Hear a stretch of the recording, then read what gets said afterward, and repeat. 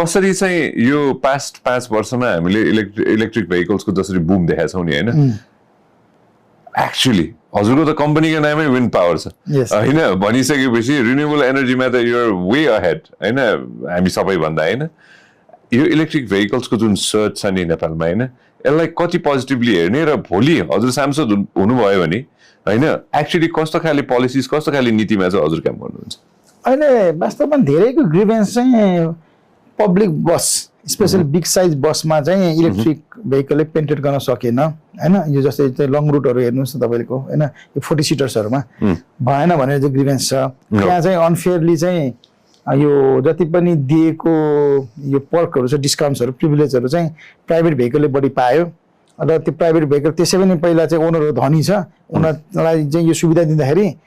यसले भन्सालमा मात्रै घाटा परेछ राजस्व मात्रै कम आयो होइन यसले चाहिँ खासै यो इमिसन घट्दैन देशलाई विकास हुँदैन भन्ने तर्क छ त्यसमा सम सर्ट त्यसमा त्यो कुरालाई मैले नराम्रो मान्दैन तर इट्स भेरी लिनियर थट होइन त्यो लिनियर थट मात्रै राख्नु हुँदैन त्यसले गर्दाखेरि चाहिँ इकोसिस्टम डेभलप भइरहेको छ होइन मान्छेलाई कन्फिडेन्स गेन गरेको छ लो ह्याङ्गिङ फ्रुट हो नि पहिला सुरु यो प्राइभेट भेहिकल भनेको त त्यहाँबाट सुरु भएको हो र अहिले पब्लिकमा पेनिट्रेसन भइरहेको भनेको माइक्रो बसकोमा 17 सिटर बिलो होइन 13 देखि 17 सिटरमा जहाँ पनि जानु short distance less than 200 kilometre डिस्टेन्समा अहिले चाहिँ त्यो हायेस्टहरूलाई यसले ओभरटेक गरिसकेको छ होइन हामीले देखिरहेको छौँ त्यो हाम्रो आफ्नै आँखाले देख्छौँ ट्राभल गर्दाखेरि अब यो ठुलोमा मेबी वी निड बेटर चाहिँ अब स्पेसिफिक पोलिसिज अब हामीले के गर्ने भने जस्तै इन्डियामा पनि छ युएसतिर पनि छ क्या त्यो युजली द लङ डिस्टेन्स अरू इन्टर स्टेट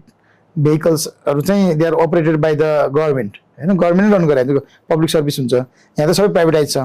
अब त्यो पब्लिक कम्पनी गऱ्यो भने त्यसलाई डिस्काउन्ट हुन्छ साझालाई जस्तै साझालाई त साझा यातायातलाई त गभर्मेन्टले त ग्रान्ट दिएको छ नि त होइन भेहिकलहरू त्यस्तो गरेर चाहिँ अब पोलिसिजहरू ल्याउनुपर्छ प्रोभिन्सलाई नै मोटिभेट गर्ने 7वटा प्रोभिन्सलाई तिम्रो आफ्नै यातायात गाडी चलाउ नि त